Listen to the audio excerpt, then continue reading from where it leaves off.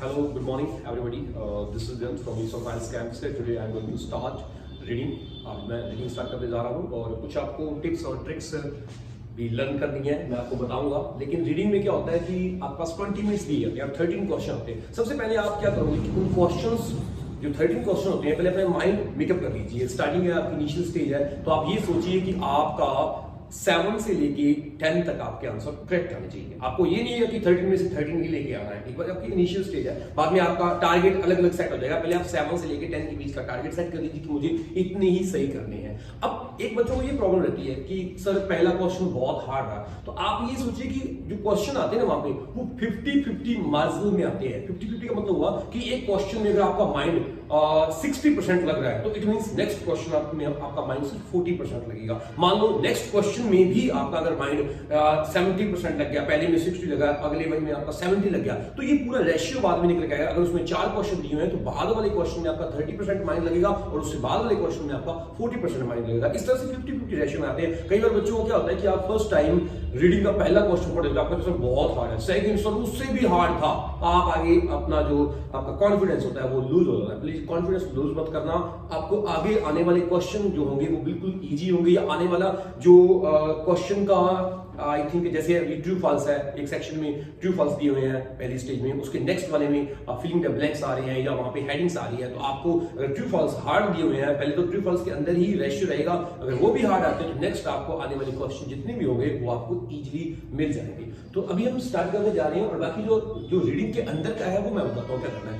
आपको अपने माइंड में जो भी आप क्वेश्चन पढ़ रहे हैं उसकी इमेज बननी चाहिए। जैसे माइग्रेशन ऑफ बर्ड्स लिखा तो आपको माइंड में ये इमेज बन गई कि बर्ड्स कहीं से कहीं उड़ के जा रहे हैं।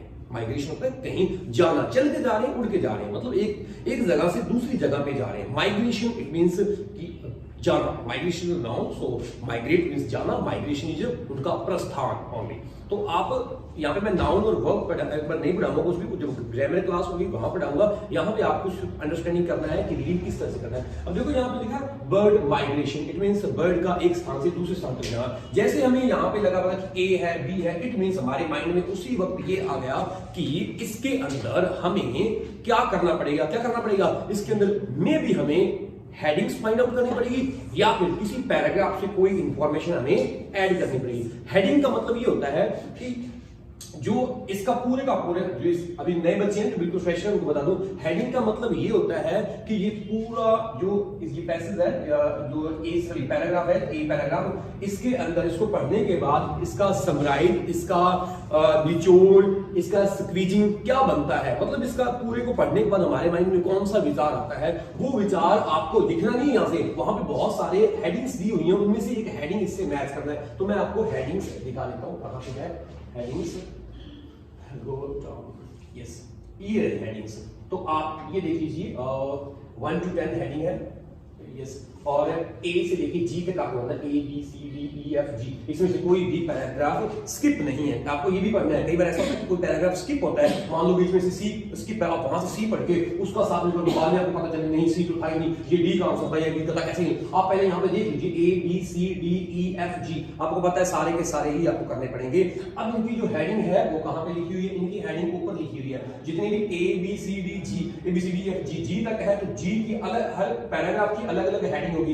इन्होंने हेडिंग कितनी दे दी है, ये टोटल कितनी है 3 और आई थिंक 3 6 7 पैराग्राफ है, लेकिन हेडिंग इन्होंने दे दी है 10 हेडिंग दे दी है। अब क्या करना है आपको, सबसे पहले इनके बारे में आपको पता करना। अभी तो स्टार्टिंग स्टेज है, थोड़ा टाइम लगेगा, कोई बात नहीं, लेकिन जब आप कर रहे होते तो तब आपको किसी को पढ़ाना नहीं होता, अपने माइंड के अंदर आपको बोलना भी होता, वहां पे अपने माइंड के अंदर आपकी इमेज बनती है। देखो the best moment to migrate, तो बेस्ट मोमेंट कोई एक ऐसा पल और एक ऐसा टाइम या कोई ऐसी चीज आपके माइंड में आ रहा है, बेस्ट मोमेंट, आप कहीं कहते हैं best moment to celebrate new year या बर्थडे या कोई भी अपने बेस्ट मोमेंट, तो बेस्ट मोमेंट का एक वेट रहता है, मतलब एक ऐसा ओकेजन आएगा, एक ऐसा अवसर आएगा, एक ऐसा टाइम आएगा जहां जो आपके लिए सूटेबल होगा, नॉट ओनली आपके लिए होगा बल्कि दूसरे के लिए भी सूटेबल होगा। तो वही बात यहां पे लिखी है, the best moment to migrate, मतलब साल के अंदर एक ऐसा टाइम आएगा, एक ऐसा पल आएगा, एक ऐसा क्षण आएगा जिसमें वो माइग्रेट करेंगे। अब आपको सर ये तो चलो ठीक है, मैं पता लगेगा वहां पे वोकैबुलरी क्या लिखी,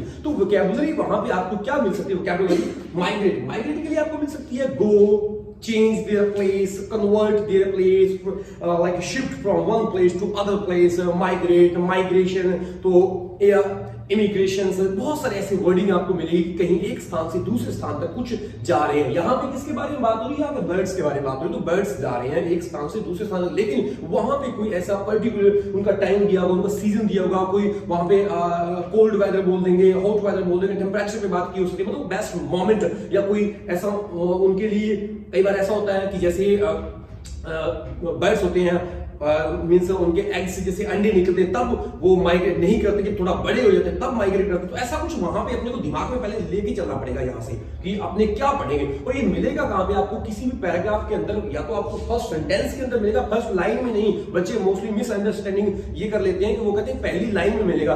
पहली लाइन में आपको ये बिल्कुल नहीं मिलेगा।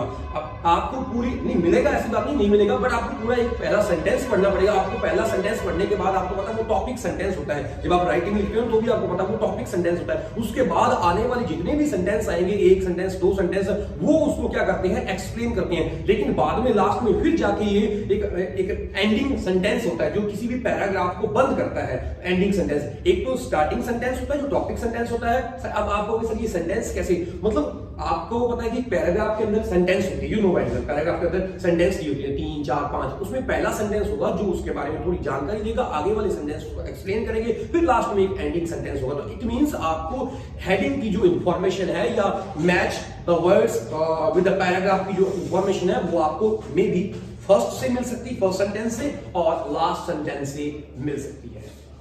Is new student? Okay. So let's talk about the next. Okay, the next unexplained rejection of closure feeding ground. Okay. Unexpected. Okay, you need to wait. Okay, you need to wait. Okay, are you going somewhere? Today are you going there? Yes. Okay. Just okay, तो next one is unexplained rejection of closer feeding ground. मैं थोड़ा speedly करवाता हूँ। ये no it's okay. तो unexplained का मतलब कोई भी चीज अभी भी उलझन बना हुआ है, अभी भी वो एक्सप्लेन नहीं है। अनएक्सप्लेन्ड मतलब होता है कोई चीज एक्सप्लेन कर देना। अनएक्सप्लेन्ड का मतलब होता है अभी भी वो सीक्रेट बना हुआ है, अभी भी वो उसके बारे में मतलब पूरी अच्छी तरह से एक्सप्लेनेशन नहीं की गई है, अच्छी तरह से उसके बारे में जानकारी नहीं आई है। तो अनएक्सप्लेन्ड रिजेक्शन होता है किसी चीज को आप डिनाई कर देते हो। डिनाई वर्ड वहां पे मिल सकता है, डेनियल वर्ड आपको मिल सकता है, डिनायल वर्ड मिल सकता है, वहां पे आपको रिजेक्ट वर्ड मिल सकता है, वहां पे आपको डिफाई वर्ड मिल सकता है, बहुत सारे ऐसे वर्डिंग मिल सकती है। तो जैसे unexplained rejection of closer feeding ground. Closer का मतलब एक तो ये होता है कि कोई पास वाला, बिल्कुल नजदीक, पास वाला। मतलब कई बार ऐसा क्लोजर का मतलब होता है कि कोई भी चीज जैसे unexplained rejection of closer feeding ground. Feeding ground का मतलब होता है जहां पे वो कुछ खाते हैं, जहां से वो अपने लिए कुछ इनटेक करते हैं, जहां से वो अपना मींस ग्रास वगैरह या जो भी वहां से कुछ आई थिंक सीड्स वगैरह खाते हैं, वो सब चीज क्या हो गया? वो क्लोजर हो गया। तो unexplained rejection of closer feeding ground. तो क्लोजर फीडिंग ग्राउंड का बिना किसी एक्सप्लेनेशन के रिजेक्ट किया गया है, बिना किसी एक्सप्लेन मतलब उसको एक्सप्लेन नहीं किया, विदाउट एनी एक्सप्लेनेशन उसको क्या कर दिया गया? रिजेक्ट कर दिया गया है। सो आपको इस तरह का कोई वर्ड मिल जाएगा, वी विल फाइंड देयर, इसको फाइंड कर लेंगे। आगे देखिए थर्ड नंबर में क्या लिखा? Influence of weather on migration route. तो आप ये सबसे सिंपल आपको मिल गया। रूट आपको पता रास्ता, माइग्रेशन रूट मतलब जहां से वो होकर गुजरते हैं उस पे, और वहां पे क्या हो गया है? इन्फ्लुएंस ऑफ वेदर मतलब वेदर का प्रभाव पड़ गया। वेदर का प्रभाव पड़ना तो मतलब ये नहीं कि वेदर खुद चल के आएगा। वेदर का मतलब होता है कि वहां पे या तो ज्यादा गर्मी होगी या बहुत ज्यादा सर्दी होगी या वहां पे बरसात होने लगी होगी, मतलब इस तरह से। और बरसात वगैरह, टेम्परेचर वगैरह, इस तरह की कुछ बातें आएंगी। बरसात को जैसे प्रेसिपिटेशन भी कहते हैं, डाउनफॉल भी कहते हैं, बहुत सारी ऐसी चीजें वो आप वहां पे आपको मिल जाएंगी। इससे पता चल जाएगा कि इस पे वेदर का प्रभाव पड़ा है, किस पे? माइग्रेशन रूट पे पड़ा। रूट मतलब उनका वो रास्ता वे जो भी है। Physical characteristics that allow birds to migrate. अब देखो, physical characteristics that allow birds to migrate. अब फिजिकल मतलब जैसे आपके फिजिकल कैरेक्टर्स होते हैं, आपकी आईज हो गई, आपके नोज हो गया, आपके हैंड्स हो गए, फिंगर्स हो गए, तो उस तरह से बर्ड्स की कुछ फिजिकल कैरेक्टरिस्टिक्स के बारे में बात की होगी, तो आपको पता है क्या होता है फिजिकल, उसकी फिजिकल होता है बॉडी, फिजिकल होता है उसकी बॉडी के, तो बॉडी के पार्ट्स के बारे में कुछ बात की जाएगी। आपको पता है बर्ड्स के body part that allow birds to migrate, जो बर्ड को अलाउ करते हैं। अलाउ मतलब होता है कई बार कैरेक्टरिस्टिक्स का मतलब ये भी होता है कि उसका सोचने का या उसका कुछ वहां पे नहीं रह रहा है, उसका कुछ मन नहीं लग रहा है, तो ये भी उसके कैरेक्टरिस्टिक्स में कई बार जोड़ दिया जाता है कि वो वहां से माइग्रेट कर रहा है या वहां पे कुछ वो दूसरों से फाइट करता है या इस तरह से कुछ वर्डिंग होती है, तो आप ये अंडरस्टैंड कर लोगे normally. The main reason why birds migrate, एक मेन रीजन व्हाई मतलब रीजन ऑलरेडी वाई लगा हुआ, तो रीजन के बारे में बात की जा रही है। The main reason why birds migrate, कि बर्ड्स क्यों माइग्रेट करते हैं उसके बारे में main, the new student you need to sit there. Okay. The main reason why birds, तो मेन रीजन के बारे में बात की गई होगी। वी विल स्टार्ट, हम आपकी क्लास 11:30 स्टार्ट करेंगे, वो वाली क्लास पकड़ने वाली, एक बार थोड़ा वेट कर दीजिए, रीडिंग करवाएंगे। ओके, तो physical the main reason why, main reason कोई रीजन बताया होगा, रीजन का मतलब कारण, कोई कारण बताया होगा, और कारण को बताने के लिए आपको पता है वहां पे वर्ड क्या लगे होंगे, बिकॉज वर्ड मिल सकता है, ड्यू टू वर्ड मिल सकता है, ऑन टू वर्ड मिल सकता है, बहुत सारे ऐसे वर्ड आपको मिलेंगे, या कई बार नहीं लिखा होता मेन फैक्टर लिख सकते हैं, इस तरह से कुछ वर्ड मिलेगा जिससे आपको ये पता चल जाएगा कि वो क्यों माइग्रेट करते हैं। The best wintering ground, the best wintering grounds for birds, तो विंटरिंग ग्राउंड मतलब आप एंजॉयमेंट वाला, विंटरिंग वाला, ठंडा, अच्छा, कौन सा, क्या कहेगा, wintering grounds for birds, birds के लिए कौन सा ग्राउंड्स अच्छा है, तो विंटरिंग के अंदर बेस्ट विंटरिंग ग्राउंड्स के बारे में बात की होगी, we will find it, no problems at all. Research findings on how birds migrate, अब बहुत सारी रिसर्च को आप लैबोरेटरी वर्ड मिल सकता है, लैब वर्ड मिल सकता है, वहां पे रिसर्च की गई है। रिसर्च का मतलब होता है कि कोई भी स्टडी की गई है जिससे कि ऑन हाउ बर्ड्स माइग्रेट, की बर्ड्स कैसे माइग्रेट करते हैं, उनके बारे में एक डीप वर्ड। तो हमारे माइंड में एक तो माइग्रेट वाला ये हो गया, ये फिफ्थ और सेवंथ, इन दोनों में प्रॉब्लम आएगी, तो इसमें मेन रीजन होगा, इसमें रिसर्च के बारे में बात की जाएगी, स्टडी वर्ड मिलता है तो हम सेवन उसको भरेंगे, डेफिनेटली हम सेवन लिखेंगे।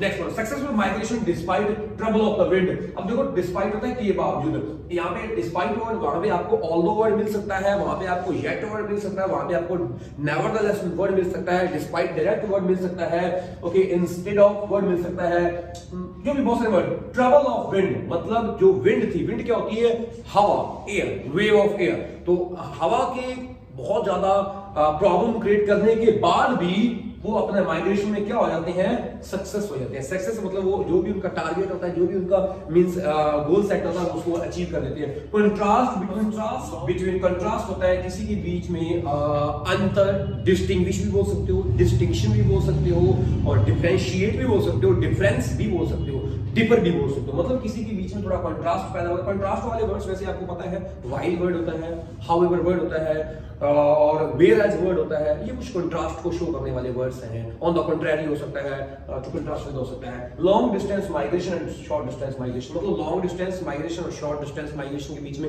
कोई बात की होगी, आपको पता है कभी भी हम कंट्रास्ट वर्ड यूज करते हैं या किसी के बीच में कंट्रास्ट वर्ड लगाना चाहते हैं, तो बट वर्ड हमारे माइंड में सबसे पहले बट वर्ड आता है, और उसके बाद हम बहुत सारे वर्ड होते हैं, वेयर एज, हाउएवर, व्हाइल, ये सब जो वर्ड्स मैंने बोल दी, आप वर्ड्स लिख लेना है। Mysterious migration despite lack of teaching, मतलब टीचिंग का मतलब होता है उनको अच्छी शिक्षा, अच्छी लर्निंग, अच्छे लेसन्स के बिना, डिस्पाइट लैक ऑफ मतलब उसकी कमी, शिक्षा तो हर किसी को दी जाती है शिक्षा, लेकिन शिक्षा में भी कमी की बात कर रहा है, शॉर्टेज ऑफ टीचिंग स्किल्स जो भी है उनके, उसके बावजूद भी, डिस्पाइट वर्ड भी लग गया, उनके बावजूद भी मिस्टीरियस माइग्रेशन के बारे में बात की। मिस्टीरियस का मतलब होता है अभी मिस्ट्री बना हुआ है, मतलब मिथ है, मिथ वर्ड मिल सकता है यहाँ पे, अभी मिथ बना हुआ है, रहस्य बना हुआ है, अभी तक उसके बारे में पूरी तरह से खोजा नहीं गया, पूरी तरह से जांच नहीं की गई है, तो उसके बारे में ये बात कर सकते हैं। तो अभी हमने ये, तो मैंने थोड़ा टाइम लिया बताने के लिए, जब आप खुद करोगे तो आपको किसी को ये बताना नहीं है, आपके माइंड के अंदर जितने वर्ड्स आएंगे वो कैबलरी, वो आपके माइंड के अंदर आप सिर्फ एक बार ही पढ़ोगे इसको, जैसे बेस्ट मोमेंट टू माइग्रेट, उसी वक्त आपका माइंड आपको अलाउ कर देगा, क्योंकि ऐसे मोमेंट के बारे में बात की जाएगी जब ये क्या करेंगे, वहां से प्रस्थान करेंगे, वहां से क्या करेंगे, माइग्रेट करेंगे। उसके बाद unexplained rejection of closer feeding ground, जो क्लोजर फीडिंग ग्राउंड थे ना उनका रिजेक्शन कर दिया, वो रिजेक्शन भी क्या है, अभी तक अनएक्सप्लेन्ड है, वो रिजेक्शन क्या है, अनएक्सप्लेन्ड है, मतलब उस रिजेक्शन को, उस डिनायल को अभी तक एक्सप्लेन नहीं किया गया है।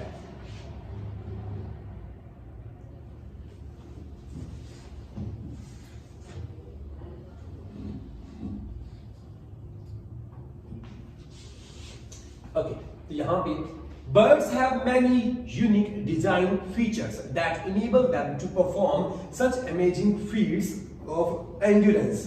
साहसी, साहस वाला, सहन शक्ति वाला. They are equipped with lightweight, hollow bones, intricately designed feathers. पंख के बारे में बात हो रही है. Feathers are wings बोलते हैं. पंख के बारे में providing both lift and thrust for rapid flight navigation systems superior to any that man has developed. And ingenious heat conserving design that among other things. Yeah, done on the first one. I think let's move. Okay, can you explain किस कौन से के बारे में बात की गई है? Can you explain? क्या यहाँ से आप explain कर सकते हैं? आप यहाँ से देख सकते हो किसके बारे में बात की गई है? You can come here, no problem at all. किसके बारे में बात की गई? किसके बारे में पहले सेंटेंस में ही बता दिया है उसके बारे में अच्छी तरह से. Okay, what do you think? आपको क्या लगता है? आपको फोर्थ लग रहा है? आपको क्या लग रहा है? आपको क्या लग रहा है? आपको भी कुछ नहीं लगा? Okay, what do you think? Okay, what do you think? Read again, sir. Okay, you will read again, no problem. What's coming in your mind? Fourth. Okay, lovely. Okay. Birds have many unique design features. Features means characteristics. Okay, that जो enables them उनको योग्य बनाते हैं to perform such amazing feats of endurance. They are equipped with उनके अंदर वो इससे जुड़े होते हैं. They are equipped with a lightweight उनके अंदर ना hollow bones होती है, हड्डियां बहुत ही उनकी hollow होती है, खोखली होती है, intricately designed feathers के feathers इस तरह से डिजाइन किए होते हैं, providing both lift and thrust for rapid flight. और उनकी लालसा बन जाती है, thirst for होता है, लालसा बन जाती है बहुत ज्यादा. इसके अंदर मैं थोड़ा vocabulary की भी बात करूंगा. जैसे I have thirst for 9 band, I have thirst for you. मुझे आपके लिए लालसा है, means I like you. आप ये वर्ड यूज कर सकते हो, thirst for. and ये वर्ड्स आपको बता रहे हैं कि उनके बारे में, उनके feathers के, उनके body parts के बारे में बात की, physical characteristics के बारे में बात की है. So physical characteristics it means this is our fourth number. This is our fourth number. Got it? The point. Physical characteristics that allow birds to migrate, that enable birds to migrate. वहां पे जो लिखा है migrate. वहां पे थोड़ा migrate के मतलब जो उनको ये कहते हैं कि आप चलिए, आप उड़िए, यहाँ से उड़िए. आगे यहाँ पे बात की गई है okay, lightweight, providing heat conserving such as harsh of climate. Okay, tough respiratory systems have to perform efficiently on the respiratory system के बारे में बात की. During the later stage of the summers, breeding season, so when food is plentiful, their bodies are able to accumulate considerable layers of fat in order to provide sufficient energy for trapped along migratory flights. So, okay, so this is I think the first का है food. अगर आपको कहीं पर double भी मिल जाए तो कोई बात नहीं, डबल लिख लीजिए, आगे पढ़ते रहिए, keep reading, आगे जाके आपको उसका आंसर मिल जाएगा, तो वहां से स्किप कर सकते हैं पहले वाले को. Okay, now next पढ़ते हैं जल्दी से. The fundamental reason, the main reason the birds migrate is to find adequate food during the winter months when it is short supply. Winter month के अंदर इसकी सप्लाई बहुत ज्यादा शॉर्ट होती है, मतलब सप्लाई की कमी होती है. तो वो winter months के अंदर ड्यूरिंग द विंटर मंथ्स के अंदर तो क्या करते हैं वो फूड की सर्च के लिए, तो बर्ड्स माइग्रेट टू फाइंड मतलब सर्च के लिए, एडिक्वेट फूड सर्च के लिए हो जाते हैं. The main reason that birds migrate during the winter and in short supply. This particular applies आगे सो एक्सप्लेन करता है temperate and arctic regions in north hemisphere where food is abundant. Abundant मतलब बहुत ज्यादा मात्रा में, इज एबिडेंट मतलब बहुत ज्यादा मात्रा में होना. Look at the short drying season, some many species can tolerate cold temperatures if food is plentiful. अगर कहीं पे फूड बहुत ज्यादा है तो आप बहुत ज्यादा ठंडे वेदर को आप टॉलरेट कर सकते हो, बियर कर सकते हो, एंड्योरेंस कर सकते हो, मतलब एंड्योर कर सकते हो. सॉरी, एंड्योर होता है एंड्योर टॉलरेट एंड बियर मतलब सहन कर सकते हो. But when food is not available they must migrate. जब फूड नहीं होता तो उनको अवश्य जाना पड़ता. हाउएवर इंट्रिग्यूइंग क्वेश्चंस रिमेंस, मतलब कुछ अभी भी क्वेश्चन बने हुए हैं. So let me just go for the headings.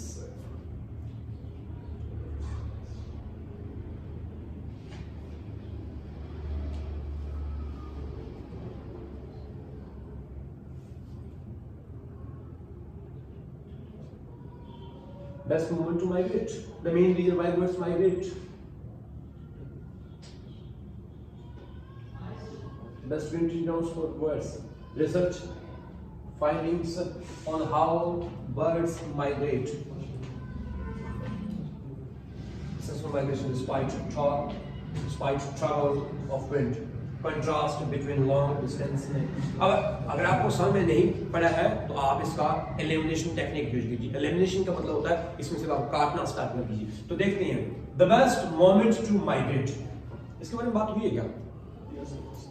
ठीक, कुछ बात हुई है, ठीक, हम इस पे कर देते हैं। अनएक्सपेक्टेड रिजेक्शन ऑफ, ऐसी कोई बात नहीं। Influence of the weather of the migration route, उसके रूट की बात नहीं हुई, माइग्रेशन रूट की बात नहीं हुई है। मतलब उन्होंने ये कहा कि कई बार वहीं पे जहां पे वो है अपने घर पे है वहां पे टेम्परेचर कोल्ड हो तो वहां से उनको जाना ही पड़ता है, या टेम्परेचर कैसा भी हो चाहे आगे कोल्ड टेम्परेचर हो तो उनको वहां पे जाना ही पड़ता है। इट मींस कुछ ना कुछ लेके आना ही पड़ता है। चाहे रीजन के बारे में बात हुई है, रूट के बारे में बात हुई है, रीजन मतलब वहां पे कुछ एरियाज के बारे में, रीजन मतलब area, REGI region, regional area के बारे में बात हुई है। ओके, फिजिकल ये तो बात नहीं हुई है। द मेन रीजन व्हाई, ये बात हुई है, why birds migrate, the main reason why birds, उनको लैक ऑफ फूड होता है, लैक ऑफ फूड, वो डेफिनेटली जाते ही जाते हैं। The best wintering grounds for birds, ये भी बात नहीं हुई है। Wintering ground, the best wintering grounds for birds, इसके बारे में बात नहीं हुई है। रिसर्च फाइंडिंग नहीं बात, successful migration despite trouble of wind, wind की बात ही नहीं है। कंट्रास्ट की बात नहीं है। Mysterious migration despite lack of teaching, teaching की बात हुई है क्या? वहां पे क्या टीचिंग की बात नहीं है? तो किसके साथ जाऊंगा?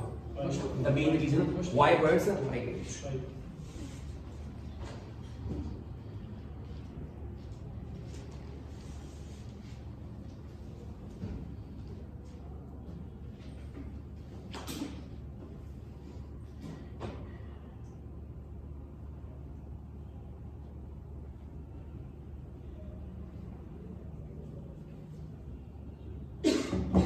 आंसर इज 5 मिनट, बिल्कुल सही।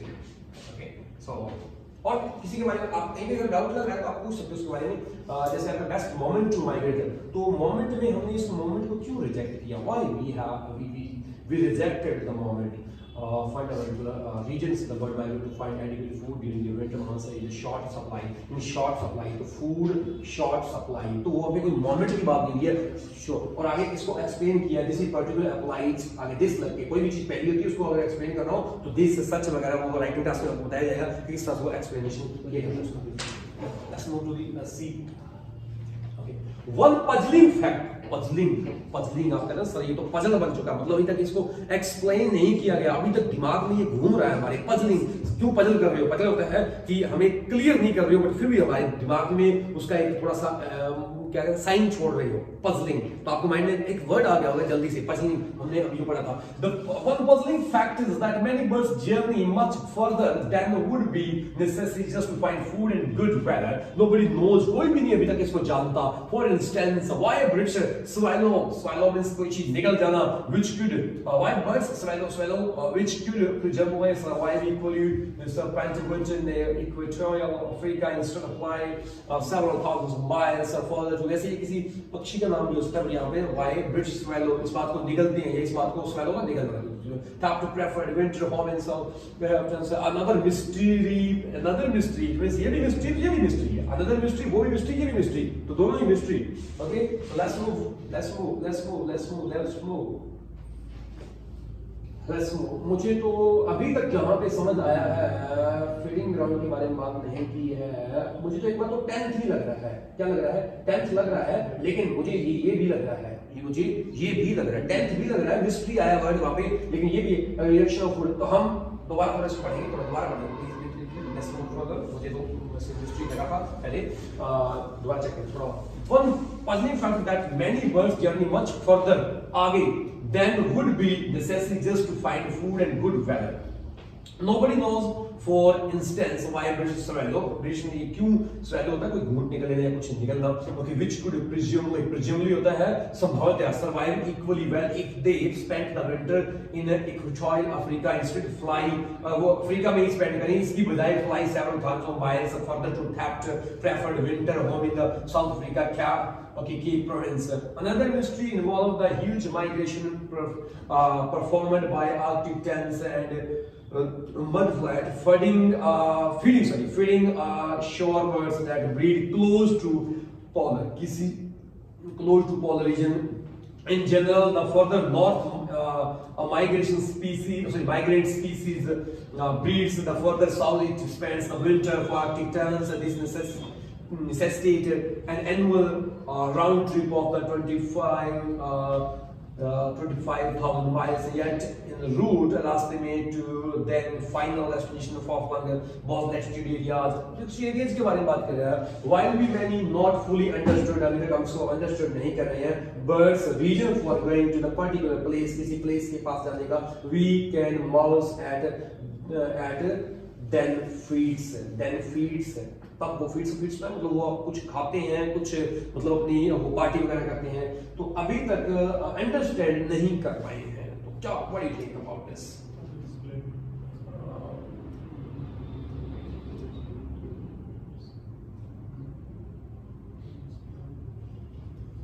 टीचिंग की बात नहीं हुई इसका. Second answer enclosure feeding ground मतलब एरियाज के बारे में. फीडिंग का मतलब फीड आया था, फीड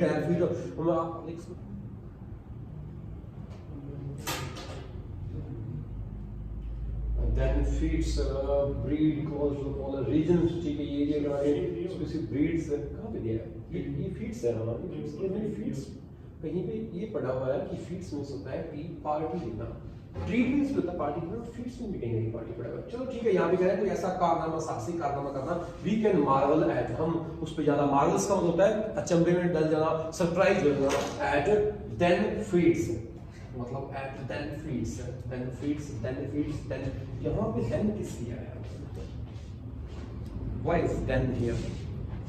चलो हमने सेंटेंस में नहीं ना बस अपने को इतना यहाँ से ये पता चला है कि while we may not fully understand birds reasons for going to a particular place, वो particular place की तरफ क्यों जाते हैं? place मतलब areas grounds, वहाँ पे क्यों जाते हैं? I think it's the second answer. और पता मैच नहीं हो रहा है क्या लग रहा आपका? हाँ मुझे कहीं और मैच नहीं हो रहा है. What do you think?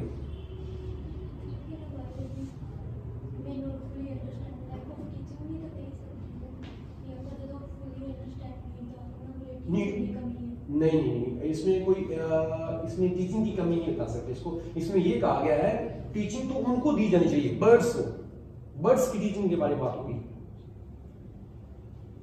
Birds के हाँ मुझे भी यहाँ पे लगा था कि ये मिस्ट्री इन्वॉल्व, यहाँ पे वर्ड लिखा मिस्ट्री लिखा हुआ है, इवन पजलिंग है, तो ये दोनों मिस्ट्री बन गया. पजलिंग मतलब होता है एक्सप्लेन्ड नहीं है भैया. पजलिंग का मतलब यहाँ पे क्या पजल कर रहे हैं. पजल मतलब उसका एक्सप्लेन नहीं. मिस्ट्री का मतलब वो कि अभी तक उसके बारे में कोई जानकारी है ही नहीं, मतलब थोड़ी जानकारी है लेकिन उसके बारे में पूरा हाँ उलझन में डाला हुआ है. तो पजलिंग का मतलब यहाँ पे ये है कि कोई भी चीज को एक्सप्लेन नहीं किया गया. और यहाँ पे बस मैंने एलिमिनेशन टेक्निक, वैसे 10th और ये दोनों मैथ्स का रहते हैं, लेकिन एलिमिनेशन टेक्निक में टीचिंग की, लैक ऑफ टीचिंग की, डिस्पाइट लैक ऑफ टीचिंग या लैक ऑफ वो बताते हैं ना इंफॉर्मेशन, तो फिर हम ये कर सकते थे. इसमें रूट की बात नहीं है. हाँ उसमें रूट की तो इन्फ्लुएंस ऑफ वेदर, फिर उसमें वेदर की बात नहीं हुई. रूट की बात आपको ये तो प्रॉब्लम रहती है बच्चों को रीडिंग करते आप रूट पढ़ लेते हो, लेकिन वहां पे आपने वेदर नहीं पढ़ा तो वेदर नहीं दिया है, बस आपने रूट पढ़ देना चाहिए. अब यहाँ से पता क्या है फीडिंग ग्राउंड मतलब फीडिंग ग्राउंड. फीडिंग का मतलब पता है क्या आपको? देखो जहां से हम कुछ खाते हैं मतलब कुछ लेते हैं जो खाने लायक चीजें, तो आपको सीधा फीडिंग नहीं लिखा होगा वहां पे. फीडिंग नहीं लिखा होगा, आप नहीं एक्सपेक्ट करोगे वहां पे फीडिंग लिखा होगा. फीडिंग कुछ भी नहीं लिखा होगा. वहां पे उन एरियाज का नाम हो जाएगा जहां पे खाने लायक चीजें उगती है. अनएक्सप्लेन्ड रिजेक्शन, उसको वो ऑफ क्लोजर फीडिंग ग्राउंड्स है. तो इसका मैं इसके साथ जाऊंगा, सेकंड के साथ ही जाऊंगा.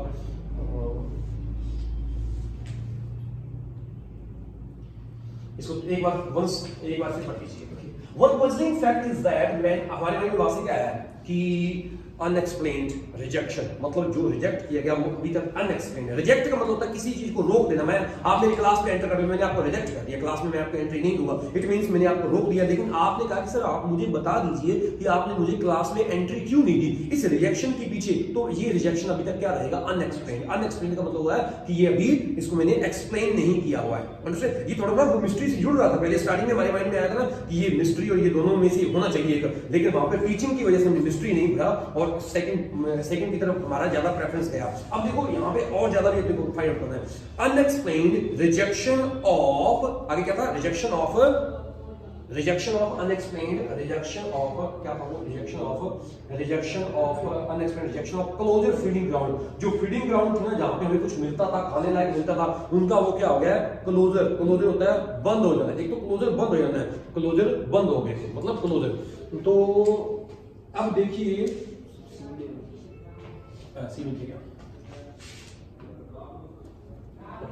One puzzling fact is that many birds journey much further than would be necessary. उतनी ज्यादा वो आगे की जर्नी करते हैं जितनी की बजाय जितनी उनको नेसेसरी है। देन होता है की बजाय necessary, just to find food and good weather. क्या क्या दो चीजें फाइंड करने के लिए, एक तो फूड और एक अच्छे वेदर को फाइंड करने के लिए वो उतनी दूरी तक नहीं जाते जितनी जाना चाहिए, वो बहुत आगे निकल जाते हैं। Nobody knows, अभी तक इसके बारे में कोई भी नहीं जानता है। उदाहरण के लिए या एक्सप्लेन कर रहा है, व्हाई ब्रिटिश स्वैलो। स्वैलो का मतलब हुआ कि इस बात को क्यों वो निकल रहा है, मतलब अपनी बात को एक्सप्लेन नहीं कर रहा है। Which could presumably survive equally well, जो उनको इक्वली रूप से सर्वाइव कर सके if they spend the winter in equatorial Africa. यहाँ पे एरिया के बारे में बात हो रही है, अफ्रीका के अंदर वो स्पेंड करते हैं। इंस्टेड ऑफ फ्लाई 7000 माइल्स, वही बात यहाँ पे जो आगे जाने के बजाय अगर वो अफ्रीका तक रुकते हैं, preferred winter home in south Africa, क्या वो अपनी जो विंटर होम है वहीं पे अगर रुकते हैं तो बहुत बढ़िया बात है। अनदर मिस्ट्री, मतलब पहली बात तो ये थी कि वो बहुत दूर निकल जाते, तो उन्होंने आगे एक्सप्लेन भी एग्जांपल भी दे दिया कि उनको अफ्रीका तक, अफ्रीका कैप प्रोविंस भी होता है एरिया, प्रोविंस भी क्या होता है एरिया, तो वहां पे उनको रुकना चाहिए। Another mystery involve the huge migrations preferred by Arctic tins and mud flat feeding short birds. Okay, आगे क्या कह रहा है कि another mystery जो अभी इसमें इन्वॉल्व होती है, the huge migration performed by Arctic terns and mud flat feeding shore birds that breed close to the polar region. ये ब्रीडिंग ग्राउंड है, ये ब्रीड होता है सॉरी जहाँ पे वो अपनी नई प्रजाति पैदा करते हैं, यहाँ पे उनका फीडिंग शोर बर्ड्स आ गया। फीडिंग का एक वर्ड आ गया, इट मींस जो खाने लायक है। In general the further north the migrant species breeds, the further south it spends the winter. For Arctic terns this necessitated an annual round trip of 25,000 miles, yet en route to then final destination in far-flung southern latitude.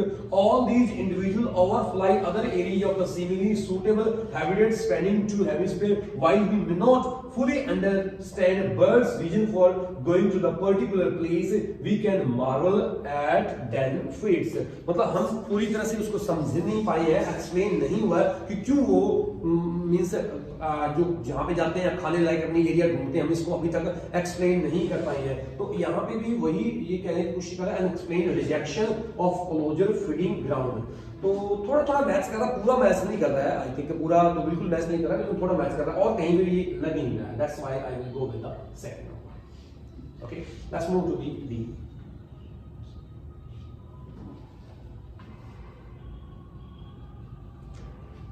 One of the greatest mysteries, बहुत सारी बड़ी mystery में से है, is how young birds know how to found. कैसे वो जानते हैं, मतलब कैसे उनको सिखाया जाता है। जानना मतलब आप कैसे जानोगे? Okay, how to find birds know how to find a traditional wintering area without parental guidance. बिना parental guidance के lack of a teaching. इसका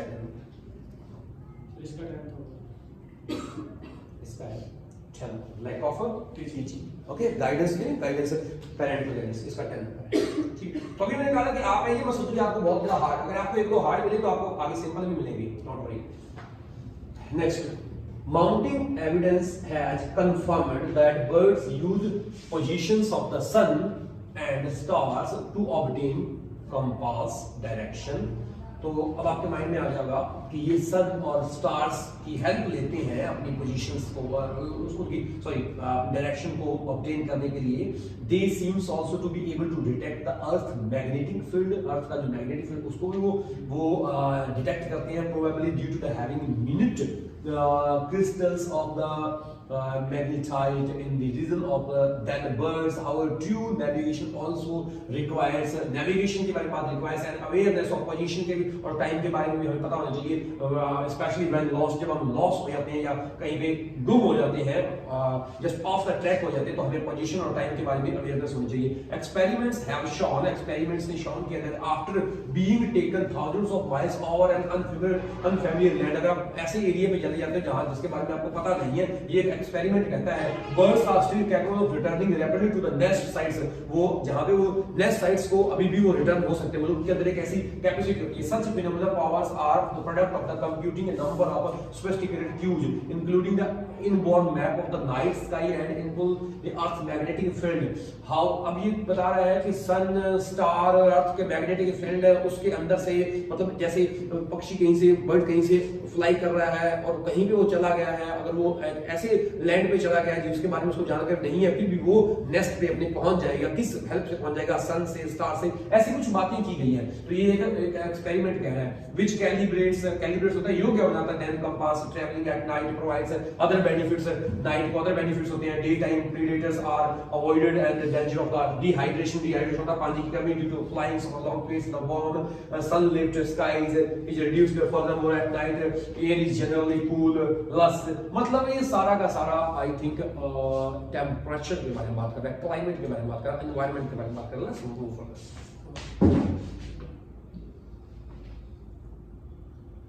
अब इसमें से देख लीजिए थोड़ा Let's move to migrate, the influence of weather on the migration route, physical characteristics, how know their main reason, know the best migration routes for research findings on how birds migrate.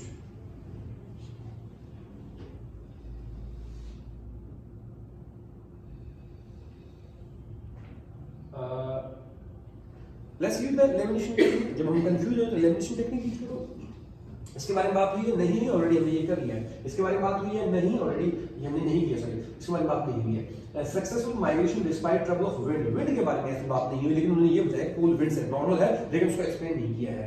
Okay, research, उसने वहां पे क्या research के लिए कौन सा word use किया था, वो एक्सपेरिमेंट्स, ये वर्ड यूज किया है। हाउ बर्ड्स माइग्रेट, कैसे वो बर्ड माइग्रेट करते हैं। The best wintering grounds for, wintering ground के बारे में बात नहीं की है उन्होंने, बहुत सारे एरियाज के बारे में बात की है। द मेन रीजन ये नहीं है, फिजिकल ये भी नहीं है, influence of the weather on the migration route, weather का तो वेदर नहीं, उन्होंने सन, स्टार्स और उन्होंने ये बताया कि वो कैसे चले जाते हैं और कैसे वापस आ जाते हैं, इसके बारे में बात की गई है। तो रिजेक्शन के लिए best moment to migrate, first number भी हमें थोड़ा थोड़ा कर रहा है, मोमेंट थोड़ा थोड़ा लग रहा है I think. So let's go there, फिर इसको पढ़ लेते हैं पेज, ठीक है क्या दिस वन। तो माउंटिंग एविडेंस से पता लग कंफर्म कर दे कि ह्यूज पोजीशंस वो कैसे उड़ते हैं, तो वो positions and sun star of their directions they seem able to detect the earth magnetic, तो यहां से क्लियर हो रहा है। Which number, seventh number, first number, first number which traveling at night provides other benefits, daytime predator are avoided, तो यहाँ से भी first let me check it, best moment, moment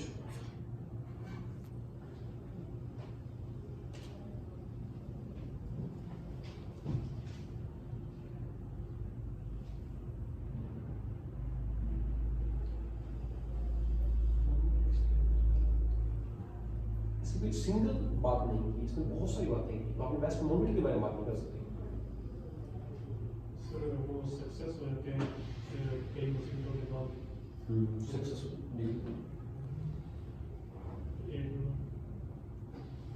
wind wind वाली बात, यहाँ पे विंड में सिर्फ उसने इतना बताया है eight night air is generally cool and less turbulent, less turbulent मतलब कम टर्बुलेंट। तो जो I am whatever I am thinking, जो मुझे लग रहा है मैं इसको इस तरह से करता हूँ। देखिए यहाँ पे बेस्ट मोमेंट, सिर्फ एक मोमेंट के बारे में बात की, द बेस्ट मोमेंट सिर्फ एक सिंगल के बारे में, लेकिन वहां पे बहुत सारे उन्होंने बता दिए। अब यहाँ पे रिसर्च फाइंडिंग्स होता है एक से ज्यादा रिसर्च की गई, तो एक से ज्यादा रिसर्च की गई, तो best research findings on how birds, तो फाइंडिंग्स मतलब खोजें, डिस्कवरीज, जो भी रिसर्चेस। तो अब मुझे यहाँ से इसलिए लगा कि एक तो यहाँ पे उसने माउंटिंग एविडेंस, जो अभी एविडेंस सामने आ रहा है, एक तो ये बता दिया, दूसरा एक्सपेरिमेंट्स हैव शोन, बहुत सारे एक्सपेरिमेंट्स ने किया, तो मुझे ये ई का सैंपल लग रहा है। नाउ ई nevertheless all journeys involve considerable risk, फिर भी सभी जर्नीज के अंदर क्या होता है, एक रिस्क होता है। all journeys considerable risk. And part of the skill in arriving safely is setting off at the right time. Right time पे सेटिंग ऑफ होना. सेटिंग ऑफ का मतलब होता है प्रस्थान करना, रवाना होना, जाना. ओके, तो right time, this means accurate weather forecasting and utilising favourable winds. आपके वेदर अच्छा होना चाहिए, हवा भी आपके लायक होनी चाहिए, तभी आप फ्लाइंग करो. Talking about the best moment. Best moment to migrate, इसका कौन सा है? फर्स्ट नंबर है. Okay, Yes. Got point. बस और कुछ पढ़ने की नहीं. नाउ लास्ट चलिए. इन वन इंस्टेंस, एक उदाहरण कह रहा है. In one instance a Welshman's sheer water carried to America and released was back in its burrow on burrow होता है कोई बिल, मतलब एक गोल सा होल बना हुआ. एंड स्कॉटलम आइलैंड, इसी आइलैंड का नाम है, of the Pembrokeshire coast one day before a letter. अब आपके माइंड में किसी के बारे में बताया नहीं जा रहा है. अब आपके माइंड में ये रहा है कि किसी के बारे में कुछ बताया जा रहा है. Conversely, each autumn a small number of North American birds are blown across the Atlantic by fast-moving westerly tails winds. Not only do they arrive safely in Europe, but based on the raining evidence, some make it back to North Africa following the spring. उसके बाद spring के अंदर after probably spending the winter, Europe migrates in the sunny African climates. कुछ winters इसके बारे में, कुछ winters आ गई हैं इसके अंदर, कुछ winters क्या, कुछ seasons आई हैं इसके अंदर. winter के बारे में बात की है. इसमें पता है क्या है, उन्होंने एक साल के अंदर वो कहां से कहां उड़ के जाते हैं, और प्लस मतलब वहां पे कौन कौन एरिया में कौन कौन सी सीजन में वो रुकते हैं, फिर वापस आ जाते हैं, इसके बारे में बात की गई है. वापस जाके हम पढ़ते हैं अपनी हेडिंग्स.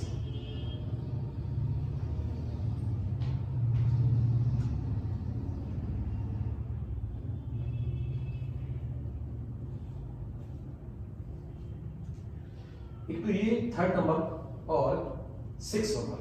आई थिंक मुझे थर्ड और 6 में थोड़ा लग रहा है.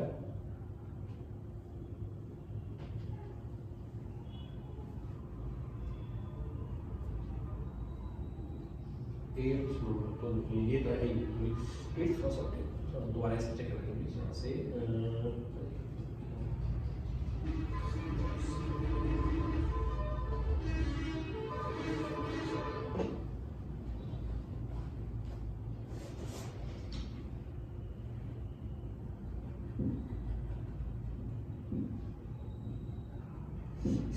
बात हुई आई थिंक. ठीक है, यहाँ पे क्या है, in one instance, a Welsh carrier were released back in the burrow and of the forest coast before letter announcing its release. Conversely, each autumn, small number of north birds are blown होता है हवा के साथ उड़ जाना across the Atlantic Bay by fast moving westerly tail winds.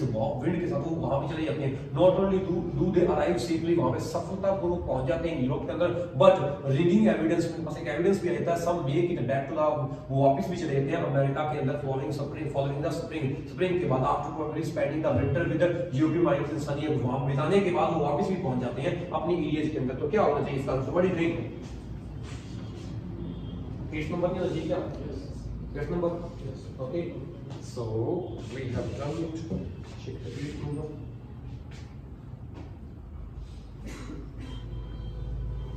Yes,